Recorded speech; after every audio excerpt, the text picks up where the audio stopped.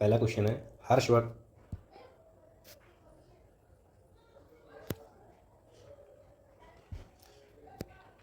पहला क्वेश्चन है हर्षवर्धन ने अपनी राजधानी किसे बनाया। तो हर्षवर्धन ने अपनी राजधानी बनाया था किसे? कन्नौज को। किसको बनाया था? कन्नौज को। हर्षवर्धन को किस अन्य नाम से जाना जाता था? तो हर्षवर्धन को शिलादित्य के नाम से जाना जाता था।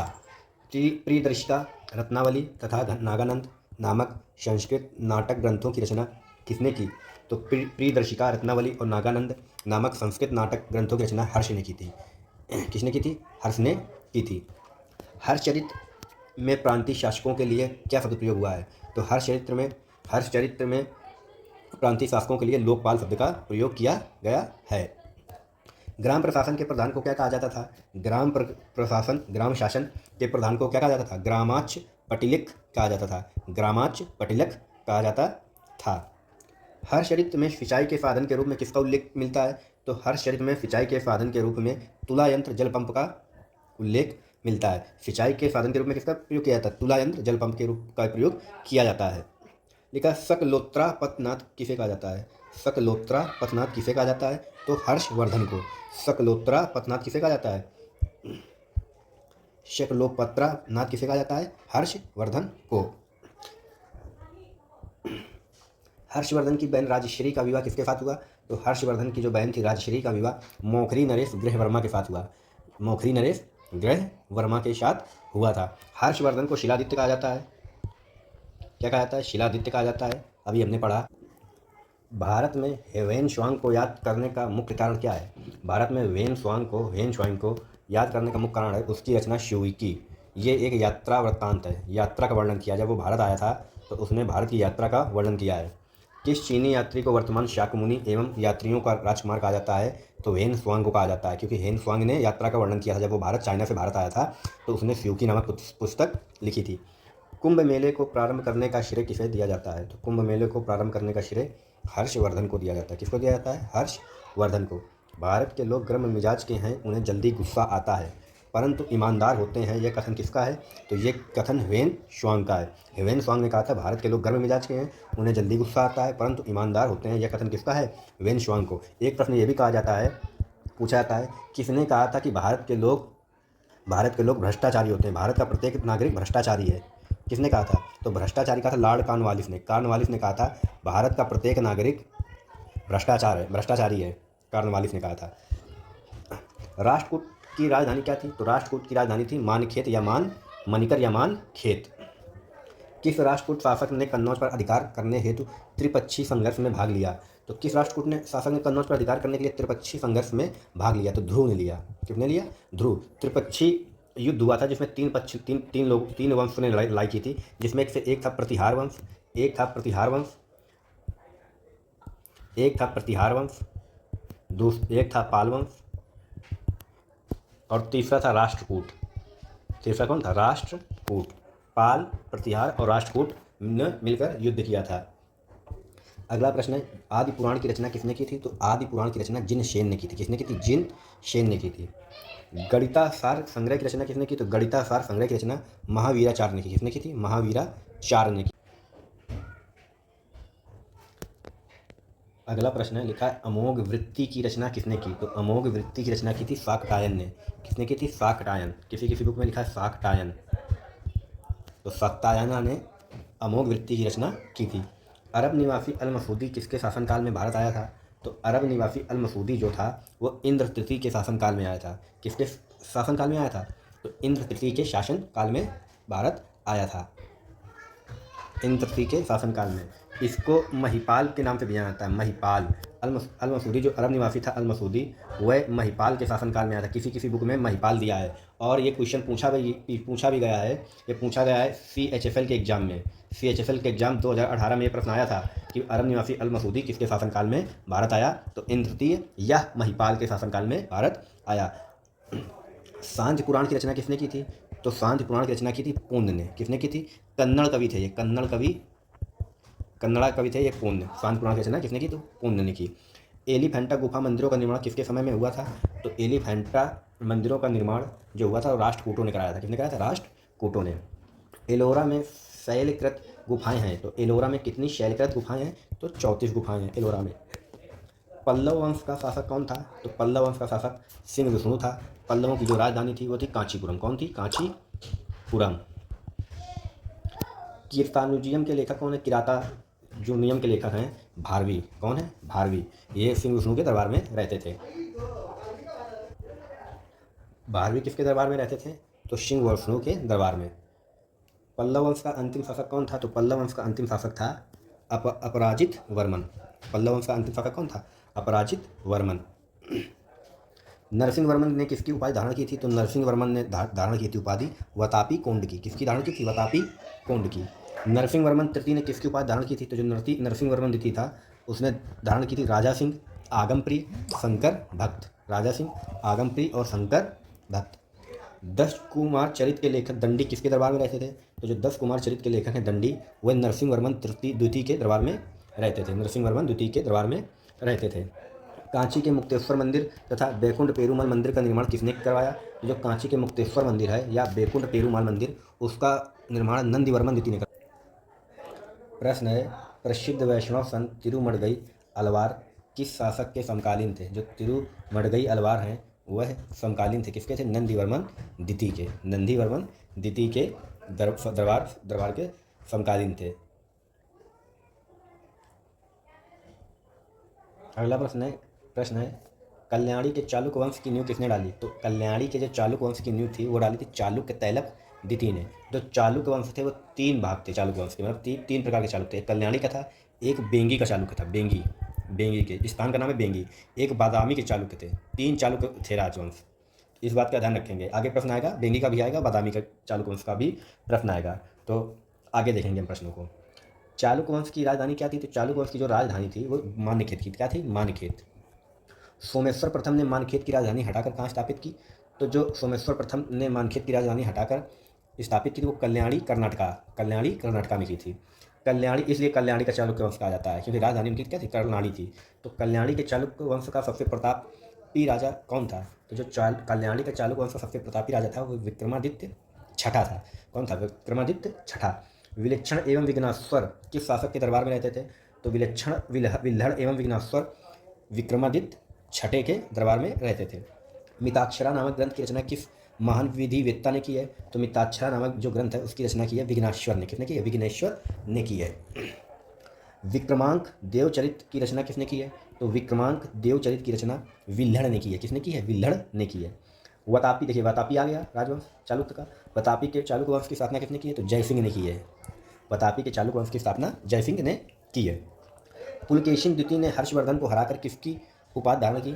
तो जो पुलकेशिन द्वितीय ने हर्षवर्धन को हराकर परमेश्वर की उपाधि धारण की। किसकी उपाधि धारण की थी? परमेश्वर की उपाधि धारण की थी। वतापी के चालुक्य वंश का अंतिम राजा कौन था? तो वतापी के जो अंतिम राजा था वो कीर्तिवर्मन द्वितीय था। कौन था? कीर्तिवर्मन द्वितीय था। बेंगी के चालुक्य वंश का संस्थापक कौन था? तो बेंगी के चालुक्य वंश का संस्थापक विष्णुवर्धन था। कौन था? विष्णुवर्धन। निशुंभ सूदनी देवी का मंदिर किसने बनाया? तो जो निशुंभ सूदनी देवी का मंदिर है वो विजयालय ने बनाया। किसने बनाया? विजयालय। चोलों के स्वतंत्र राज की स्थापना किसने की थी? चोलों के स्वतंत्र राज की स्थापना आदित्य प्रथम ने की थी। किसने की थी? आदित्य प्रथम ने की थी।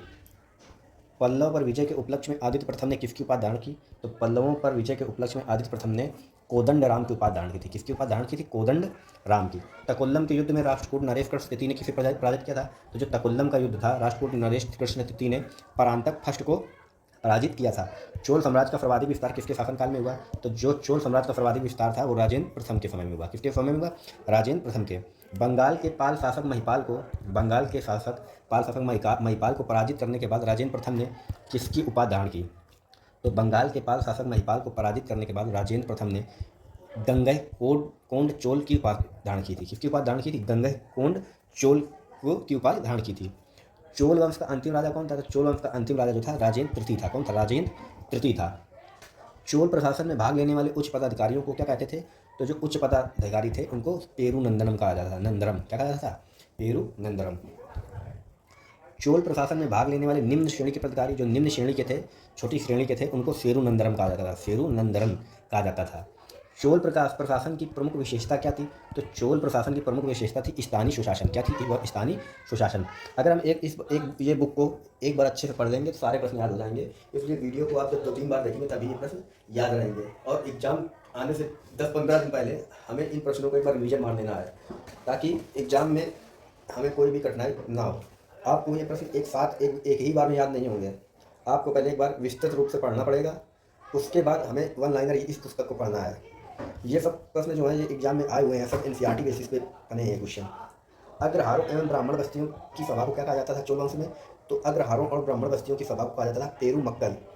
पेरूमक्कल। कलिंग कलिंग तू पर्ण की रचना किसने की है? कलिंग तू पर्ण की रचना की है जय गोंदर ने। जय गोंदर ने। कुछ प्रश्न नए हैं जो आप केवल इस पुस्तक में देख रहे हैं। जैसे कलिंग टू पर्ण की रचना किसने की है, एक क्वेश्चन मैंने भी पहली बार पढ़ा है, जयंग गोंदर ने की है। जय गोंदर किसका राज कवि था? तो जय गोंदर कुलोतुंग फर्स्ट का राज कवि था। कुलोतुंग फर्स्ट का राज कवि था। तमिल साहित्य में त्रिरत्न किसे कहा गया है? तो तमिल साहित्य में त्रिरत्न कहा गया है तम्मन, ओट्टा कुट्टन और पुगलेंदी को कहा गया है। तमिल साहित्य में त्रिरत्न कहा गया है कम्मन को, ओट्टा कुट्टन को और पुंगलेंदी को कहा गया है। कन्नड़ साहित्य में त्रिरत्न किसे कहा गया? चलिए देखिए दोनों प्रश्न मिले, एक तमिल साहित्य और कन्नड़ साहित्य। कन्नड़ साहित्य में त्रिरत्न कहा गया पंप, पून और रंग को। ये तीन क्वेश्चन, ये दो क्वेश्चन बहुत मोस्ट इंपॉर्टेंट हैं, ये एग्जाम में आए भी हैं कि कन्नड़ साहित्य में त्रिरत्न किसे कहा गया? पंप, पून और रंग को। अगला प्रश्न है राजेंद्र प्रथम के गुरु कौन थे? तो राजेंद्र प्रथम के गुरु थे शैव संत ईशान शिव। कौन थे? शैव संत ईशान शिव जो थे राजेंद्र प्रथम के गुरु थे। कालचुरी वंश का संस्थापक कौन था? तो कलचुरी वंश का संस्थापक जो था हमारा कोक्कल था। कौन था? कोक्कल। कलचुरी वंश का संस्थापक कौन था? कोक्कल। दिल्ली सल्तनत का वह कौन सा प्रथम सुल्तान था जिसने शुद्ध अरबी सिक्के टंका और जीतल चलाए? तो टंका और जीतल जो चलाने वाला शासक था इल्तुतमिश था। कौन था? इल्तुतमिश। साइमन कमीशन का वह कौन सा सदस्य था? तो साइमन कमीशन का वह सदस्य कौन था जो बाद में ब्रिटेन का प्रधानमंत्री बना? तो साइमन कमीशन का वह सदस्य था क्लेमेंट इटली। कौन था? Clement Italy. रेलवे जी के महारथी चैनल। रेलवे जी के महारथी चैनल किस राजवंश के दौरान महाबलीपुरम के मंदिर स्थापित हुए? किस राजवंश के दौरान महाबलीपुरम के मंदिर स्थापित हुए? तो पल्लव राजवंश के दौरान। पल्लव राजवंश के दौरान। दीर्घ निकाय किस पिटक का खंड है? तो जो दीर्घ निकाय है वो सूत पिटक का खंड है। अशोक जो सूत पिटक है वो बौद्ध धर्म से संबंधित है, बौद्ध धर्म से। अशोक काल में आहूत बौद्ध संगीत का अध्यक्ष कौन था? जो आहूत बौद्ध संगीत थी मोगली पुत्र तिष्य थे। कौन थे? मोगली पुत्र तिष्य थे अशोक के काल में। बौद्ध धर्म में 4 संगीतियाँ हुई थी। प्रथम संगीति हुई थी राजगृह में, राजगृह प्रथम पहली। दूसरी हुई थी वैशाली। तीसरी हुई थी पाटलिपुत्र। चौथी हुई थी कुंडलवन में, कुंडलवन। बनावली व कालीबंगा में सैंधव संस्कृति के किन 2 अवस्थाओं के अवशेष मिले हैं? तो जब जो बनावली और कालीबंगा है, सैंधव संस्कृति में किन 2 अवस्थाओं के अवशेष मिले? तो हड़प्पा पूर्व एवं हड़प्पा कालीन संस्कृति के अवशेष मिले हैं। कालीबंगा में कालीबंगा बनमाली में। यवनिका किसके लिए प्रयोग किया जाने वाला यूनानी शब्द है? तो यवनिका जो है वो संस्कृत के नाटकों के पटाक्षेप के लिए। यवनिका का अर्थ है पर्दा।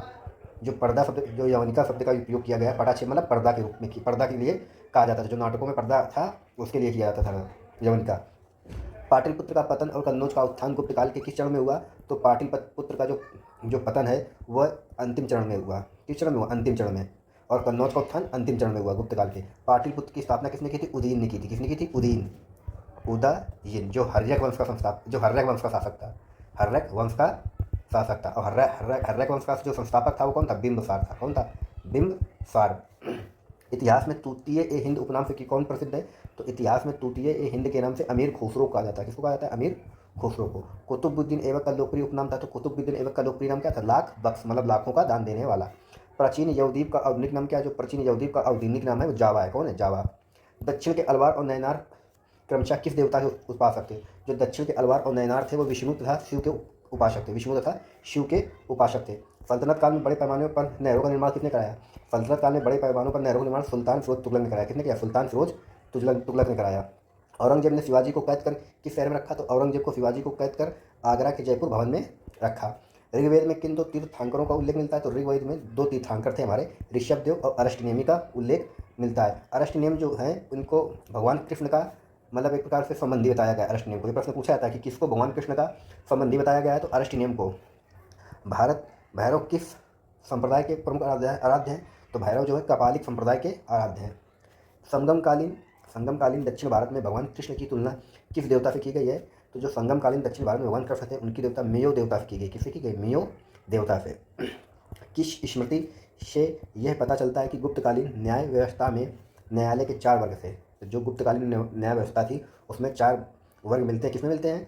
कौन सी स्मृति है? नारद स्मृति से। नारद स्मृति से पता चलता है। कल्पसूत्र के रचनाकार कौन थे? तो कल्पसूत्र के रचनाकार भद्रबाहु थे। कौन थे? भद्रबाहु। दिल्ली सल्तनत का प्रथम सुल्तान क्षमा कीजिए, दिल्ली सल्तनत का सुल्तान बनने से पूर्व इल्तुतमिश किस रूप से कार्यरत थे? तो दिल्ली सल्तनत का सुल्तान बनने से पूर्व इल्तुतमिश बदायूं के प्रशासक थे। किसके प्रशासक थे? बदायूं के। अवदान कल्पलता ग्रंथ के रचनाकार कौन है? तो अवदान कल्पलता ग्रंथ के रचनाकार है क्षेमेंद्र। कौन है? क्षेमेंद्र। गुप्त वंश के प्रथम और अंतिम शासक कौन थे? तो गुप्त वंश के प्रथम और अंतिम शासक थे श्रीगुप्त और विष्णुगुप्त। श्रीगुप्त और विष्णुगुप्त। महरौली लौह स्तंभ कहाँ स्थित है? तो जो महरौली लौह स्तंभ है वो दिल्ली में है। कहाँ है? दिल्ली में। हर्षवर्धन किस राजवंश का अंतिम शासक था? तो जो हर्षवर्धन था वो पुष्यभूति वंश का शासक था। किसका वंश का शासक था? पुष्यभूति वंश का। सिकंदर की मृत्यु किस स्थान पर हुई? तो सिकंदर की जो मृत्यु थी वो बेबीलोन में हुई थी। कब हुई थी? बेबीलोन में। प्रवरशन के 4 अश्वमेध यज्ञ किए थे। तो प्रवरशन ने 4 अश्वमेध यज्ञ कहाँ किए थे? वह किस राजवंश का था? तो वटकाटक वंश का था। अकबर के शासनकाल में पुनर्गठित केंद्रीय प्रशासन तंत्र के अंतर्गत सैनिक विभाग का प्रमुख था। अकबर के शासनकाल में पुनर्गठित केंद्रीय प्रशासन तंत्र के अंतर्गत सैनिक विभाग का प्रमुख कौन था? तो मीर बख्शी था। कौन था? मीर बख्शी था। नचिकेता और यम के बीच सुप्रसिद्ध संवाद उल्लिखित है। नचिकेता और यम के बीच सुप्रसिद्ध संवाद उल्लिखित है। किसमें उल्लिखित है? कठोपनिषद में। कठोपनिषद में। पंच सिद्धांतिका, वृहत संहिता और वृहत जातक किसकी रचना है? पंच सिद्धांतिका, वृहत संहिता और वृहत जातक किसकी रचना है? तो वारामिहिर की। रेलवे जीके महारथी चैनल को सब्सक्राइब करें। अगला प्रश्न है, क्षिप्रा नदी के किनारे बसा कौन सा नगर चंद्रगुप्त द्वितीय की पश्चिमी राजधानी था? तो क्षिप्रा नदी के किनारे बसा शहर जो था चंद्रगुप्त द्वितीय की पश्चिमी राजधानी था उज्जैन। उज्जैन का पुराना नाम अवंतिका। सातवाहन वंश में संरक्षिका के रूप में किन 2 महिलाओं के ने शासन किया? तो सातवाहन वंश के संरक्षिका के रूप में 2 महिलाएं थी नागनिका और वल्लभ श्री गौतमी। नागनिका और वल्लभ श्री गौतमी जो थी सातवाहन वंश की संरक्षिका थी। बौद्ध ग्रंथों में मीनांडर को किस नाम से अभिहित किया गया है? तो बौद्ध ग्रंथों में मीनांडर को मिलिंद के नाम से अभिहित किया गया है। देवी चंद्रगुप्तम की रचना किसने की है? तो देवी चंद्रगुप्तम की रचना विशाख दत्त ने की है। अर्धनारीश्वर की कल्पना हिंदू धर्म के किस मत में है? तो अर्धनारीश्वर की कल्पना हिंदू धर्म में शैव मत में है। किसमें है? शैव मत में। जहांगीर की मृत्यु के पश्चात नूरजहां ने किस मुगल सम्राट घोषित किया? तो जहांगीर की मृत्यु के पश्चात नूरजहां ने शहरयार को मुगल सम्राट घोषित किया। हिंदुओं के 2 प्राचीनतम महाकाव्य हैं। तो हिंदुओं के 2 प्राचीनतम महाकाव्य वही हैं हमारे रामायण और महाभारत। भारत आने वाले प्रथम चीनी यात्री कौन था? तो भारत आने वाला प्रथम चीनी यात्री जो था वो फायान था। कौन था? फायान। किसके दरबार में फायान आया था? चंद्रगुप्त द्वितीय के दरबार में आया था। चंद्रगुप्त द्वितीय के दरबार में आया था। और हर्षवर्धन के दरबार में कौन आया था? ह्वेनसांग। हा से हर्ष और हा से ह्वेनसांग। ह्वेनसांग की रचना कौन सी है? शियूकी ह्वेनसांग की रचना है। जिसने कहा था ह्वेनसांग ने कहा था भारत के लोग गर्म मिजाज के हैं पर ईमानदार हैं। बौद्ध ग्रंथों पर भाष्य प्रस्तुत करने के लिए चौथी बौद्ध सभा किसके शासनकाल में हुई? तो चौथी जो बौद्ध सभा हुई थी कनिष्क के शासनकाल में हुई थी। कनिष्क की राजधानी क्या थी? पुरुषपुर थी। कनिष्क की राजधानी क्या थी? पुरुषपुर। आधुनिक पेशावर। चौथी बौद्ध संगीत हुई थी कनिष्क के शासनकाल में। अध्यक्षता किसने की थी? कनिष्क तो राजा था पर अध्यक्षता किसने की थी? वसुमित्र ने की थी अध्यक्षता। वसुमित्र ने अध्यक्षता की थी। 1175 ईस्वी से 1206 ईस्वी तक भारत पर किस विदेशी शासक ने लगातार आक्रमण किए? तो 1175 ईस्वी से 1206 ईस्वी तक भारत पर शहाबुद्दीन मोहम्मद गौरी ने आक्रमण किए। अनंत वर्मन द्वारा निर्मित लिंगराज मंदिर कहाँ पे है? तो अनंत वर्मन द्वारा निर्मित लिंगराज मंदिर जो है भुवनेश्वर उड़ीसा में है। कहाँ है? भुवनेश्वर उड़ीसा में। मराठा साम्राज्य का द्वितीय संस्थापक किसे माना जाता है? तो मराठा साम्राज्य का द्वितीय संस्थापक बालाजी विश्वनाथ को माना जाता है। किसको माना जाता है? बालाजी विश्वनाथ को। जैन मतावलंबियों ने किस आम बोलचाल की भाषा को अपनाया? जैन मतावलंबियों ने आम बोलचाल की भाषा को अपनाया। कौन सी भाषा थी उनकी? प्राकृत और अर्धमगधी। प्राकृत और अर्धमागधी। सर्वप्रथम किस शासक के द्वारा चलाए गए सिक्कों पर बुद्ध की प्रतिमा के बने होने के संकेत मिले हैं? तो सर्वप्रथम सिक्कों पर बुद्ध की मूर्ति के बने होने का संकेत मिला है। किसके बुद्ध की मूर्ति के बने होने के संकेत मिले? कनिष्क के। सर्वप्रथम कनिष्क के द्वारा चलाए गए सिक्कों पर बुद्ध की मूर्ति के बने होने का संकेत मिला है। महाजनपदों में किस महाजनपद की राजधानी का नाम ग्रीव्रज था? तो ग्रीव्रज किसकी राजधानी थी? मगध की। किसकी राजधानी थी? मगध की। कौटिल्य के अर्थशास्त्र में गुप्तचरों को क्या कहा जाता है? तो कौटिल्य के अर्थशास्त्र में गुप्तचरों को गूढ़ पुरुष कहा जाता है। क्या कहा जाता है? गूढ़ पुरुष। बिंदुसार की मृत्यु के समय अशोक कहाँ का वायसराय था? तो जब बिंदुसार की मृत्यु हुई तो अशोक उज्जैन का वायसराय था। इस्लामी आचार विचार के कानून को क्या कहते हैं? इस्लामी आचार विचार के कानून को शरीयत बोलते हैं। क्या बोलते हैं? शरीयत। कोणार्क उड़ीसा के प्रसिद्ध सूर्य मंदिर का निर्माण किस शासक के संरक्षण में हुआ? तो जो कोणार्क का जो सूर्य मंदिर था उसका जो संरक्षण हुआ उसे नरसिंह प्रथम ने कराया था। किसने कराया था? नरसिंह प्रथम ने कराया था। बाबर ने अपनी आत्मकथा तुजुक ए बाबरी किस भाषा में लिखी? तो बाबर ने अपनी आत्मकथा तुजुक ए बाबरी तुर्की भाषा में लिखी। किस भाषा में लिखी? तुर्की भाषा में लिखी। मुगल काल में जासूस और गुप्त सूचनाओं के संवाहक को क्या कहा जाता था? तो मुगल काल में जासूस और गुप्त सूचनाओं के संवाहक को हरकारा कहा जाता था। क्या कहा जाता था? हरकारा। शिवाजी को स्वतंत्रता की प्रेरणा किसने दी? तो शिवाजी महाराज को स्वतंत्रता की प्रेरणा माता जीजाबाई और गुरु रामदास जी ने दी। शिवाजी महाराज को स्वतंत्रता की प्रेरणा किसने दी? तो शिवाजी महाराज को माता जीजाबाई और गुरु रामदास जी ने दी। स्त्रियों को अविवाहित अवस्था में पिता विवाह के बाद पति और वृद्धावस्था में पुत्र के संरक्षण में रहने का निर्देश किस स्मृति में दिया गया है? जो स्त्रियों को अविवाहित अवस्था में पिता विवाह के बाद पति वृद्धावस्था में पुत्र के संरक्षण में रहने का निर्देश मनु स्मृति में दिया गया है। पाटलिपुत्र में घनानंद से मगध का सिंहासन छीनने वाले पहले चंद्रगुप्त किस प्रदेश को जीत चुका था? तो पाटलिपुत्र में घनानंद से मगध का सिंहासन छीनने से पहले चंद्रगुप्त प्रदेशों को जीत चुका था। तो किन प्रदेशों को जीत चुका था? सिंध और पंजाब को। सिंध और पंजाब को। कर्णवंश की स्थापना वसुदेव ने की थी। किसने की थी? वसुदेव ने। और इस वंश का अंतिम शासक कौन था? तो इस वंश का अंतिम शासक सुशर्मा था। कौन था? सुशर्मा था। तो आज हम लोगों ने लगभग 100 प्लस क्वेश्चन पढ़े। लगभग हम लोग 1300 प्लस क्वेश्चन को पढ़ चुके हैं। तो यही सीरीज़ हमारी ऐसे ही लगातार चलती रहेगी। आपको यह सीरीज़ पसंद आ रही हो तो रेलवे जीके महारथी चैनल को ज़रूर सब्सक्राइब करें। धन्यवाद।